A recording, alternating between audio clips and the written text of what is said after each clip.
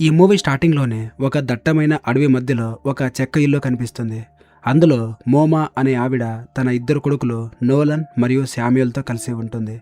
వాళ్ళు ఎప్పుడు ఇంటి నుండి బయటికి వెళ్ళినా వాళ్ళ బాడీకి ఒక తాడు కట్టుకొని ఉంటారు.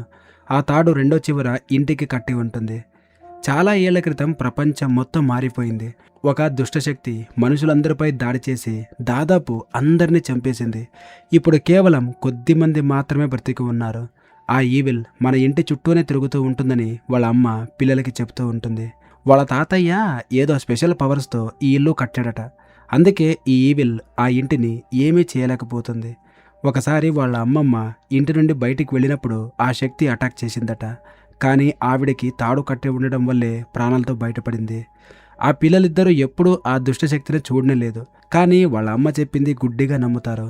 అందుకే ఫుడ్ కోసం బయటికి వెళ్ళిన ప్రతిసారి తాడు కట్టుకుని వెళ్తారు. వాళ్ళ పెంపుడు కుక్కకి కూడా తాడు కడతారు.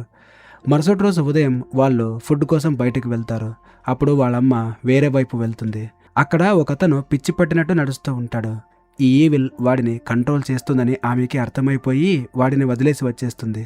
ఈలోపు నోలన్కి అడవిలో ఒక గుడ్డు కనిపిస్తుంది. కానీ వాడికి కట్టిన తాడు లెంత్ లేకపోవడంతో అది ఇంకో 2 అడుగుల దూరంలో ఉంటుంది. దాన్ని తీసుకోవాలంటే తాడు విప్పేయాలి. వాడు తాడు విప్పేద్దాం అనుకునే టైంకి వాళ్ళ తమ్ముడు శామ్యూల్ వచ్చి ఆపుతాడు. ఆ తర్వాత వాళ్ళు ఫుడ్ వెతుక్కుంటూ వెళ్తూ ఉంటే శామ్యూల్ వెనకల్నుంచి అమ్మకి నీకంటే నేనంటేనే ఎక్కువ ఇష్టం అంటాడు. ఆ మాటకి నోలన్ బాగా హర్ట్ అవుతాడు.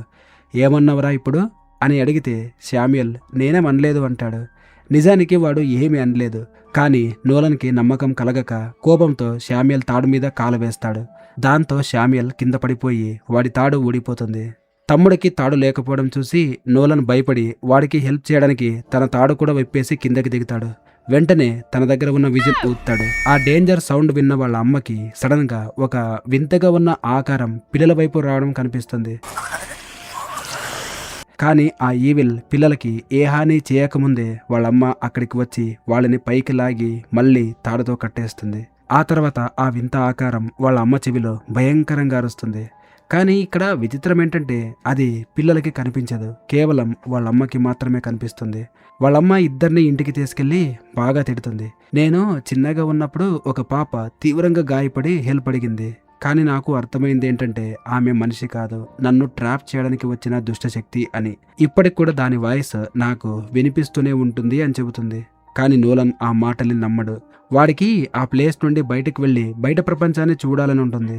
ఆ రోజు రాత్రి అన్నదమ్ములు మాట్లాడుకుంటూ ఉన్నప్పుడు మనం తాడు లేకుండా బయటకు వెళ్ళాలి.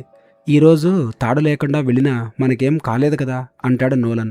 అసలు అమ్మ ఎందుకు నాన్నని తాతయ్యని నాయనమ్మని చంపేసింది అని అడుగుతాడు. ఎందుకంటే ఆ ఈవిల్ వాళ్ళని కంట్రోల్ చేసింది కాబట్టి మనల్ని కాపాడడానికే అమ్మ అలా చేసింది అని శామ్యూల్ చెబుతాడు. కానీ నోలన్కి వాళ్ళ అమ్మ మీద డౌట్స్ ఇంకా పెరిగిపోతూ ఉంటాయి. ఇంతలో బయట ఉన్న వాళ్ళ అమ్మకి సడన్ గా చనిపోయిన తన భర్త కనిపిస్తాడు. నిజానికి అది తన భర్త రూపంలో వచ్చిన ఈవిల్. మనం కలిసి గడిపిన మంచి రోజులు నీకు గుర్తున్నాయా అని అడుగుతుంది. నాకు గతం మీద ఇంట్రెస్ట్ లేదు, నా పిల్లల్ని కాపాడుకోవడమే ముఖ్యం అని ఆమె అంటుంది. అతి త్వరలో వాళ్ళని నేను నా కంట్రోల్లోకి తీసుకుంటాను అని ఆ ఈవిల్ బెదిరించేసరికి ఆమె భయపడి ఇంట్లోకి వెళ్ళిపోతుంది. మరుసటి రోజు ఉదయం నోలన్ వాళ్ళ అమ్మ భుజం మీద ఒక పాము టాటూ చూస్తాడు. ఆ టాటూ ఆ ఈవిల్కి సంబంధించిన సింబల్. వాడు దాని గురించి అడిగేసరికి ఆమెకు కోపం వచ్చేస్తుంది. ఇక్కడ ఇంకో విషయం ఏంటంటే నోలన్కి నిద్రలో నడిచే అలవాటు ఉంటుంది. ఒకరోజు రాత్రి వాడికి ఒక కల వస్తుంది. ఎవరో అడవిలో తన తాడు పట్టుకుని లాగుతూ ఒక బావిలోకి తోసేసినట్టు, అక్కడ ఒక వింత జీవి వాడు ముందుకు వచ్చినట్టు కలగంటాడు.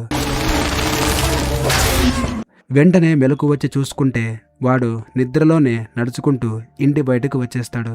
కానీ వాడి కాలికి తాడు ఉండదు. ఇంతలో వాళ్ళ అమ్మ అక్కడికి వచ్చి వాడిని లోపలికి తీసుకెళ్లి బేస్మెంట్లో బంధిస్తుంది. ఎవరైనా పొరపాటున తాడు లేకుండా బయటికి వెళ్తే వాళ్ళమ్మ వాళ్ళని బేస్మెంట్లో పెట్టి చెడు శక్తి పోయేదాకా ప్రేయర్ చేయిస్తుంది. దీనివల్ల అసలు బయట ఏ దుష్టశక్తి లేదని, ఇదంతా వాళ్ళ అమ్మ ఊహ మాత్రమే అని నోలన్కి గట్టి నమ్మకం వచ్చేస్తుంది. ఇంట్లో ఫుడ్ లేకపోవడంతో వాళ్ళమ్మ ఫుడ్ కోసం మన పెంపుడు కుక్కని చంపక తప్పదు అని చెబుతుంది. ఆ మాట విని నోలన్కి విపరీతమైన కోపం వస్తుంది. కానీ వాళ్ళమ్మ ఆ కుక్కని బయట ఉన్న స్టోర్ రూమ్లోకి తీసుకెళ్తుంది. కోపంతో రగిలిపోతున్న నోలన్ తాడు లేకుండానే బయటికి వచ్చేస్తాడు. చూడు, బయట ఏ వింత జీవి లేదు అని అరుస్తూ వాళ్ళమ్మ తాడుని కూడా కట్ చేస్తాడు. ఆ గ్యాప్లో కుక్క పారిపోతుంది. వాళ్ళమ్మ తిరిగి ఇంట్లోకి వెళ్ళడానికి ట్రై చేస్తుంది. కానీ నోలన్ బయట నుండి డోర్ లాక్ చేస్తాడు. ఈ విషయం తెలిసి శామ్యూల్ వచ్చి నోలన్తో ఫైటింగ్కి దిగుతాడు. అదే టైంలో బయట స్టోర్ రూమ్ దగ్గర ఉన్న వాళ్ళ అమ్మకి ఆ ఈవిల్ వాళ్ళ అత్తగారి రూపంలో కనిపిస్తుంది. ఇప్పుడు నిన్ను నా కంట్రోల్లోకి తీసుకుని నీ చేతులతోనే నీ పిల్లల్ని చంపేలా చేస్తాను అని అంటుంది. తన పిల్లలకు హాని జరుగుతుందేమో అన్న భయంతో ఆ ఈవిల్ కంట్రోల్లోకి వెళ్ళకముందే ఆమె తనని తాను చంపేసుకుంటుంది. అంటే సూసైడ్ చేసుకుని చనిపోతుంది. వాళ్ళమ్మ చనిపోవడంతో శామ్యూల్ ప్యానిక్ అయ్యి సిక్ అవుతాడు. ఫుడ్ కోసం నోలన్ రోడ్డు వరకు వెళ్తాడు. కానీ అక్కడ ఎవ్వరూ ఉండరు. అప్పుడే ఒక హైకర్ అంటే అడవులో తిరిగే వ్యక్తి అక్కడికి వస్తాడు. తన దగ్గర ఫుడ్ ఉందని ఆ హైకర్ అంటాడు. కానీ వాడు ఫుడ్ ఇచ్చేలోపే శామ్యూల్ దూరం నుండి వాడిని ఒక ఈవిల్లా భావించి క్రాస్బోతో అటాక్ చేసి గాయపరుస్తాడు. ఆ హైకర్ పారిపోతాడు. నోలన్ వాడి వెనకాలే పరిగెడతాడు. అడవిలో ఆ హైకర్ కింద పడిపోయి చేతిలో ఫోన్ పట్టుకుని ఉంటాడు. వాడు అప్పటికే 911 అంటే పోలీసులకి కాల్ చేసి ఉంటాడు. అంటే ప్రపంచం అంతం కాలేదని నోలన్కి అర్థమవుతుంది. ఆ హైకర్ బ్యాగ్లోని ఫుడ్ని వాళ్ళు తింటారు. తర్వాత శామ్యూల్ ఆ బ్యాగ్లో ఉన్న పర్స్ చెక్ చేస్తే అందులో ఒక చిన్న పాప ఫోటో కనిపిస్తుంది.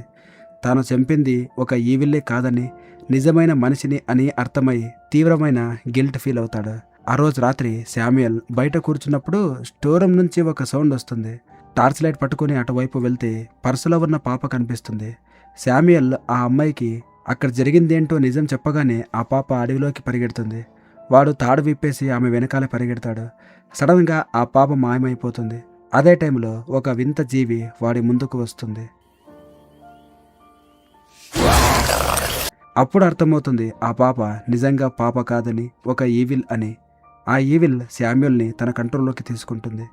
ఆ తర్వాత శామ్యూల్ పిచ్చి పట్టినట్టు బిహేవ్ చేస్తూ ఇంటికి వస్తాడు. నోలన్ వాడి వెనకాల నల్లటి నీడను చూసి ప్రార్థించడం అంటే ప్రేయర్ చేయడం మొదలు పెడతాడు. ఆ ప్రార్థన విని శామ్యూల్కి పిచ్చి కోపం వచ్చి నోలన్ని ఒక రూమ్లో పెట్టి లాక్ చేసి ఇల్లంతటికీ నిప్పు పెడతాడు. నోలన్ ఇక తప్పనిసరి పరిస్థితుల్లో కాలుతున్న ఆ ఇంట్లోకి వెళ్తాడు. అక్కడ వాళ్ళ అమ్మ కనిపిస్తుంది. వాళ్ళ అమ్మ చెప్పింది నిజమేనని, ఆమెను చంపిన ఈవిల్ ఇదే అని వాడికి అర్థమవుతుంది. దాంతో ఆ ఈవిల్ని గట్టిగా పట్టుకుని ప్రేయర్ చేస్తూ బేస్మెంట్లోకి దూకిస్తాడు. ఆ ప్రేయర్ వల్ల ఆ ఈవిల్కి విపరీతమైన పెయిన్ వచ్చి దాని నిజస్వరూపంలోకి వచ్చి నాశనమైపోతుంది. బయట ఉన్న శామ్యూల్ కూల్గా ఒక సెల్ఫీ తీసుకుంటాడు. ఇంతలో ఒక రెస్క్యూ టీం అక్కడికి వస్తుంది. ఆ హైకర్ ఇంతకుముందు 911కి కాల్ చేయడం వల్లే వాళ్ళు ఇక్కడికి వచ్చుంటారు. వాళ్ళు నోలన్ని శామ్యూల్ని కాపాడుతారు. అప్పుడు నోలన్ అమ్మకి నీకంటే నేనంటేనే ఎక్కువ ఇష్టం అంటాడు. అప్పుడే శామ్యూల్ తీసుకున్న ఫోటో ప్రింట్ అవుతుంది. అందులో శామ్యూల్ భుజం మీద ఒక చెయ్యి ఉంటుంది. ఇప్పుడు ఆ ఈవిల్ పూర్తిగా శామ్యూల్ని కంట్రోల్లోకి తీసుకుందన్నమాట.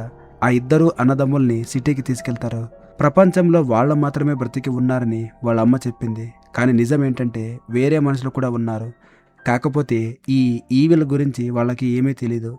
ఈ సీన్తో ఈ మూవీ ఎండ్ అవుతుంది.